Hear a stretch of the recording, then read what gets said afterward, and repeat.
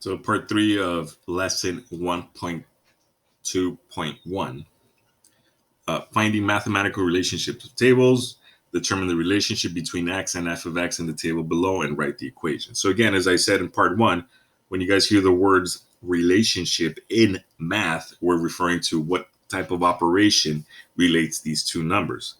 So again, if you guys see your numbers from your inputs to your outputs getting bigger, right? So I know from 8 to 1, right? These are just random numbers that they gave us, right? But if I do plug in a 1 into this function, I get a 1, all right? So that's a clue. If I plug in a 49 into this function, I get a 7. That's another clue, all right? If I plug in a 25 into this function, I get a 5. So what do you guys notice about the numbers? Are they getting bigger or smaller, right? Are they increasing or decreasing? So again, when you guys determine, right, once we know pretty much all of these are decreasing. So like I said before, if you see increasing relationships in numbers, right, if you see them going up, that means you're either adding, multiplying, or raising something to an exponent. If they're decreasing, right, that's the case here, right, they seem to be going down. So you should be looking for either what's happening to the numbers. The possible things could be you're subtracting, you're dividing, or you're taking a root, right? It could be the square root, it could be the cubic root. That's why I put a little n right there, so you guys would notice that. So in this case, I'd see they're going down, right? But if I try to subtract 49 to get to 7, that means I have to subtract 42. To get from 25 to 5, I subtract 20. So to me, that's something we cannot apply, right? So this doesn't work pretty much. Okay, what about dividing? So I know if I divide 49 divided by 7 gives me 7 again. 25 divided by 5 gives me 5 again. Okay, right? 1 divided by 1 gives me 1. So that still works out nicely for us. Okay, so that is a clue, but I don't think it's dividing because we are dividing the number by itself. All right, so now what about roots? Let's start off with the square root. So if you guys remember the square root, right? So for example, this just 4 is what we call a perfect square. If you take the square root of that, that's the same as 2 times 2, right? So the square root of 4 is just equal to positive 2 for right now.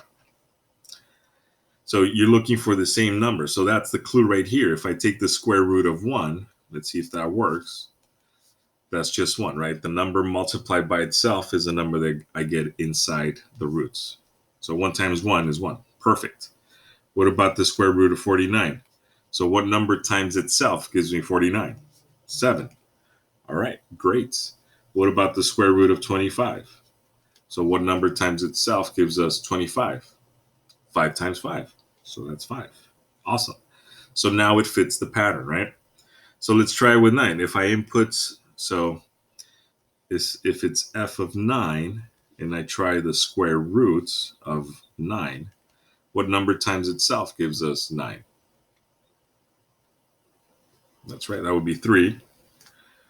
All right, so we can establish that's the square root of x. So f of 100 would give us what number times itself gives us 100. In this case, it's 10. All right, same thing, f of 4. F of 4 is equal to, again, what number times itself gives us 4, and that would be 2 times 2. So square root of 4 is 2. Awesome. All right. Now, what about this one? Now they're giving us the outputs, right? So 4 is equal to the square root of what number? I'm sorry. Yeah. So 4 is equal to the square root of what number? So what number times itself, in this case, 4 times 4, to figure that out would be equal to x equals 16. The opposite of taking the square root is squaring a number. So I can square both sides, and that would be 16 equals positive x. So that means that I inputted 16 and I got positive 4. Square root of 0. 0 times 0 is 0, right? 2 here, 10 there. All right.